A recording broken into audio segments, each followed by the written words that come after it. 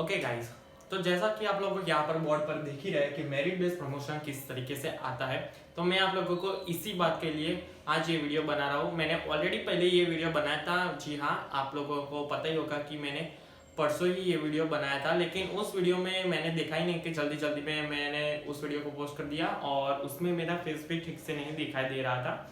तो मैंने आज फिर से ये वीडियो बनाना चाहा क्योंकि उस वीडियो में मैंने ऐसी बहुत सारी बातें हैं जो मैंने नहीं बताई। तो आज ओनली हम सिर्फ मेरिट किस तरीके से निकलता है, सारे सेमिस्टर में मेरिट किस तरीके से निकलता है, तो आज मैं इस वीडियो में बताऊंगा आप लोगों को। लेकिन इससे पहले आप लोग मेरी चैनल को सब्सक्राइब नहीं करते तो सबसे पहले मेरी चैनल को सब्सक्राइब कीजिए। तो चलिए अब शुरू करते हैं कि मेरिट किस तरीके से निकलता है।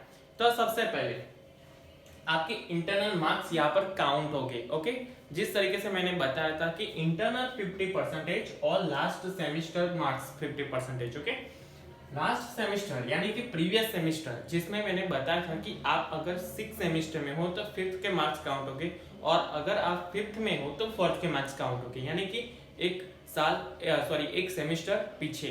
यानी कि अगर आप लोग जिस भी सेमिस्टर के हो उसके पिछले आपने जो सेमिस्टर कंप्लीट किया है उसके एसपीआई काउंट हो गए यहाँ पर। ओके, अब यहाँ पर मैं इंटरनल मैंने ब्लू कलर से लिखा है, तो मैं आप लोगों को इंटरनल का जो रिजल्ट आता है वो कंप्लीटली किस तरीके से आता है, क्योंकि मैंने उसमें डायरेक्टली पता मुझे लगा कि सब लोगों को समझ में आ चुका, तो लेकिन कई लोग ऐसे भी थे जिनको समझ में नहीं आया, तो मैं उन लोगों को डायरेक्टली समझा देता हूँ। ओके, यहाँ पर तो इंटरनल मार्क्स, चलो इंटरनल आप लोगों को 30 मार्क्स यहाँ पर आप लोगों की इंटरनल होती है। ओके, अब उसमें से आप लाए 20 मार्क्स।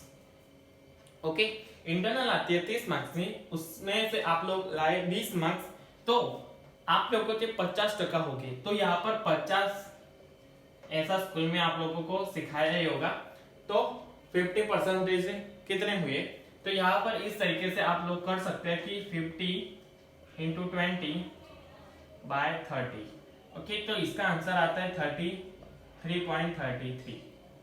ओके, इस तरीके से यहाँ पर आप लोगों को आंसर मिलता है। ओके, तो मैं इंटरनल मार्क्स, चलो मैंने इंटरनल में आपके 30 मार्क्स में से 20 ही मार्क्स काउंट किए। ओके, जो कि आप लोग हालांकि ये आपकी जो प्राइवेट कॉलेज होगी, अगर गवर्नमेंट कॉलेज होती तो ऑब्वियसली जितने होंगे उतने ही देगी, लेकिन अगर आपकी प्राइवेट कॉलेज होगी तो आपके मार्क्स ज्यादा देगी, ये सभी लोगों को पता है। ओके, इसलिए मैंने दोनों का सोच के ही 20 मार्क्स लिखा है।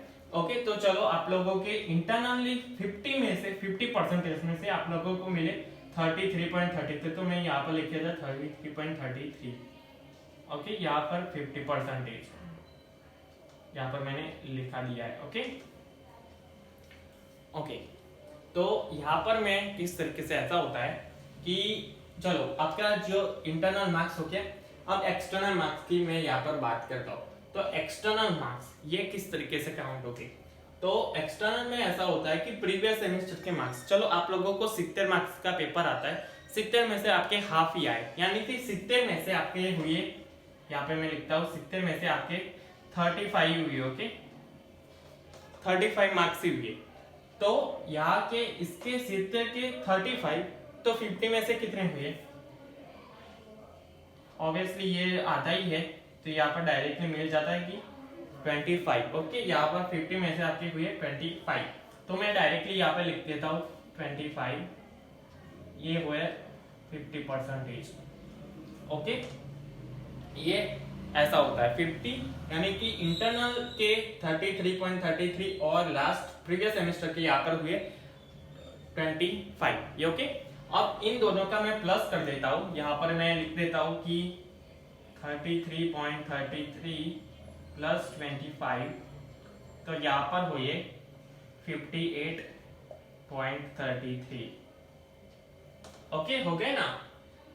ओके, तो 58.33 आपका टोटल हुआ, तो मैं यहाँ पर लिख ही देता हूँ कि टोटल मार्क्स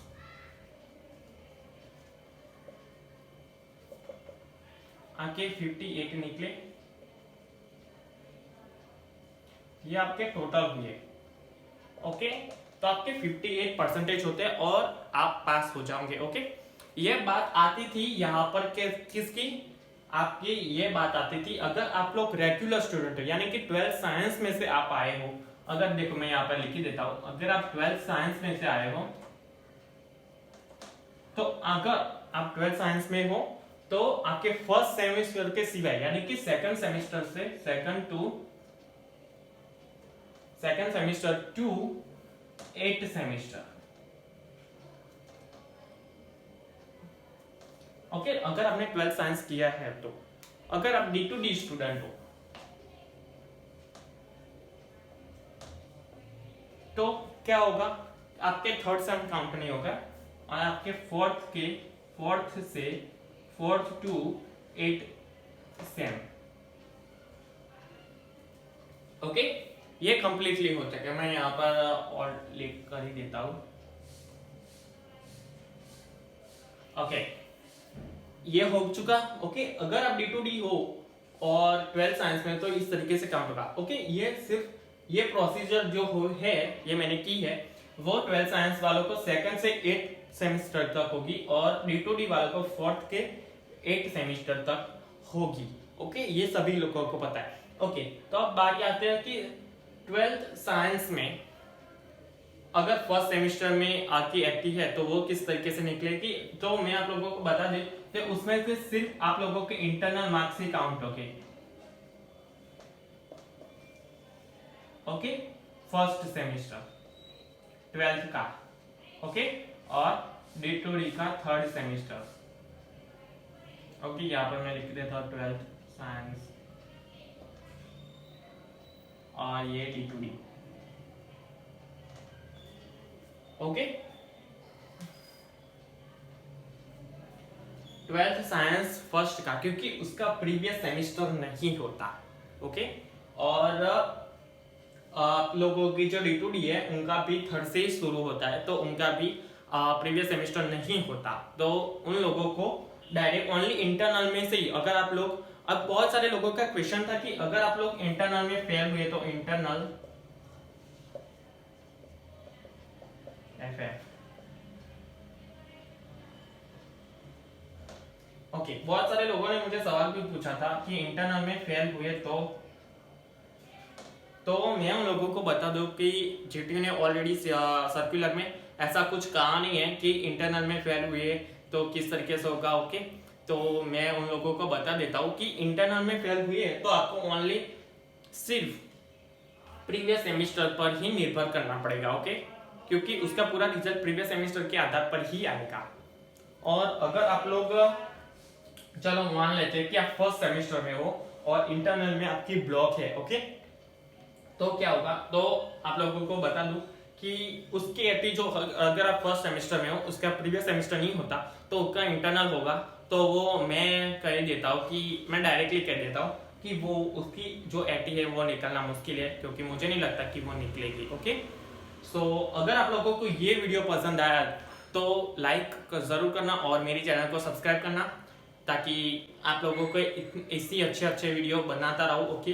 कल मैं ऑलरेडी एक D10 वालों पर वीडियो बना रहा हूँ, ओके, और इसकी प्रिपरेशन मैंने बहुत दिनों से कर रखी थी और फाइनली ये हो चुकी है, तो मैं कल D10 वालों के लिए भी एक वीडियो बना रहा हूँ। तो गाइस मेरे चैनल को सब्सक्राइब करो ताकि इसी तरह के मैं आप लोगों की मदद कर सकूँ, ओके। जय हिंद, जय भारत।